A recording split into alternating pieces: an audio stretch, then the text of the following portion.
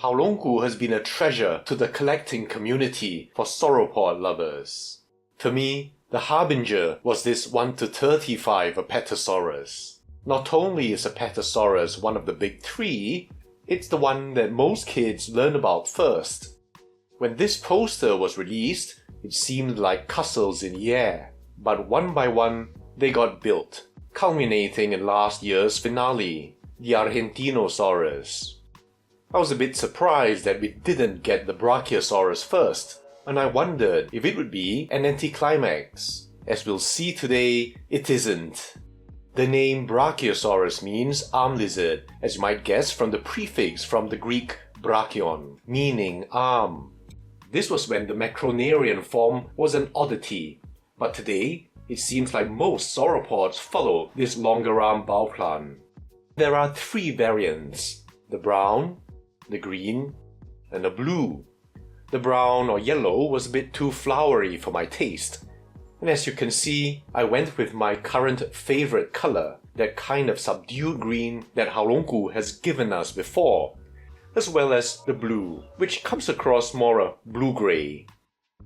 Thankfully, they're not just stencil patterns. I do wish they'd kept to offering one plainer version, as with their past sauropods. There is quite a range of estimates for Brachiosaurus, but in general, it tends to be about 25 meters or 82 feet through the centra. But I've learned to be not too sticky about this. And I estimate the true central length of this model to be about 70 centimeters or 27.6 inches. That's 2.3 feet, which puts it in a 1:36 scale. Horizontally, it's 60 centimeters or 23.6 inches, that's almost 2 feet long, and vertically, it's 40 centimeters or 15.7 inches or 1.3 feet long. So that should help you with your shelf planning. As for the weight, it's a lot lighter than the Argentinosaurus. And after that one, I think that no lesser sauropod will faze me in terms of review. The posture adopts the more gradual slope seen in most modern reconstructions, as opposed to the very vertical gooseneck. It's an overdue representation, and that's a real plus for me.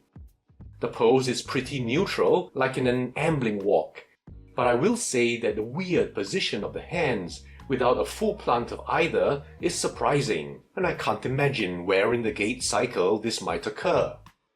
Otherwise, both express the kind of ponderous dignity as befits a dinosaur of its size and status. Now let's look at the green. The first thing that jumps out at me is the thickness of the dentary near the tip. Then there's an obvious rhamphatheca, more overt than in other models. But the separation groove here doesn't sit right by me. It's very deep, and it looks like a cut. And then I'm puzzled by the conspicuous snaggle teeth, which I would have expected to be behind and under. And my cat agrees as well. Now maybe I've missed out on a few papers over the last few months, so if anyone can point me out to the reasoning behind this, I'd be really grateful. The whole area is otherwise very exquisitely detailed. And now some really nice things about it. Now here over the nasal, I really like the suggestion of abundant soft tissue, perhaps an inflatable sac. You see here the orange highlight. There are very shallow creases lending texture to this feature. Speaking of soft tissue, the throat pouch is another nice touch, and it's nicely scaled and wrinkled. Then you have this comb of keratinous spines here, which is a design aesthetic that I don't have in any other Brachiosaurus model I have. The color echoes the color here, and in the throat, so it's a very nice balance.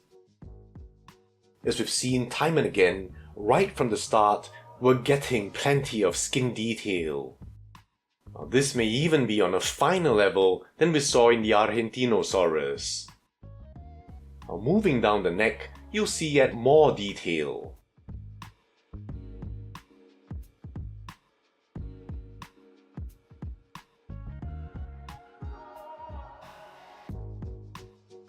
Here at the base, where the neck joins the body, we have of course plenty of skin detail, especially these folds. Now there is something that feels unnatural about them, a logic that I can't quite understand. For example, how far out they go. But in totality, it's still fantastic.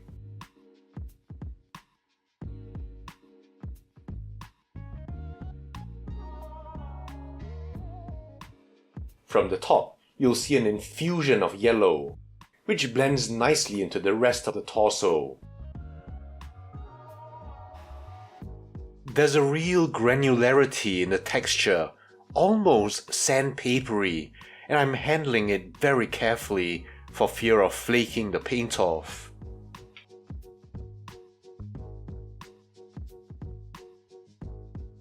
Now into the body, and the most obvious thing to talk about is really the color. Now the really pleasing thing is that contrary to some release images, the green and the white isn't as sharply demarcated. In fact, it's not white at all, but rather a very faint green. In different enough shades. Yes, it is very contrasting, but in the same way that a zebra has a more contrasting pattern.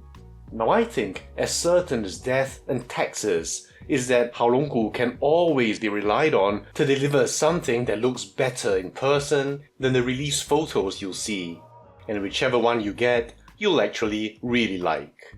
Of course, as with all Haolonggood sauropods, a large canvas of very exquisite mosaic of scale detail awaits us.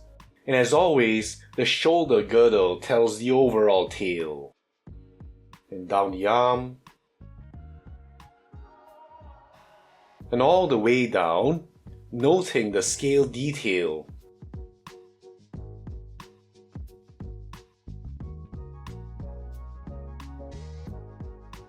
And at the back, you'll see some pink.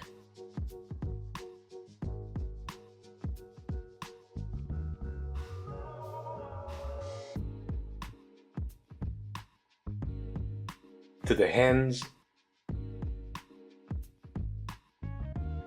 And yes, we finally see the thumb claw make an appearance appropriately.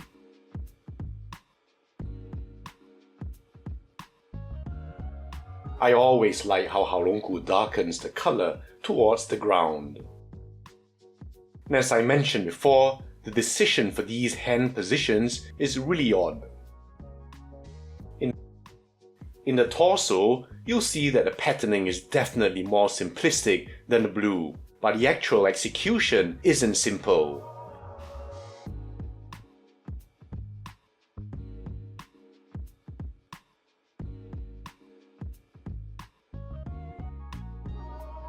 In the hind limbs, you'll see of course that same detail.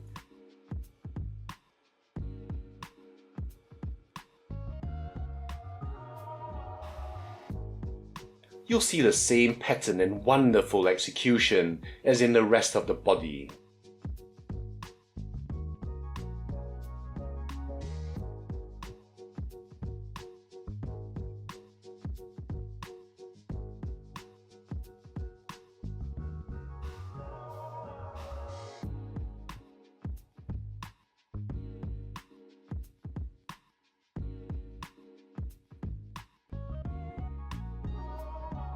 I'm happy to see the kink in the base of the tail, which was missing in the Argentinosaurus. Now you'll see the same detail in the tail as elsewhere, with the same high standards. In the green one, there's that highlighted tip that seems to be an idée fixe with Haolonggood.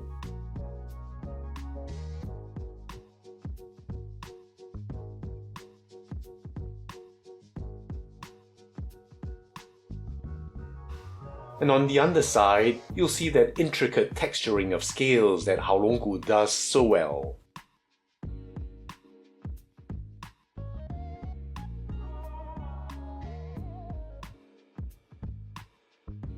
Unfortunately, there are a couple of what looks like injection molding sink marks here. But really it's a small thing and shouldn't be a bother.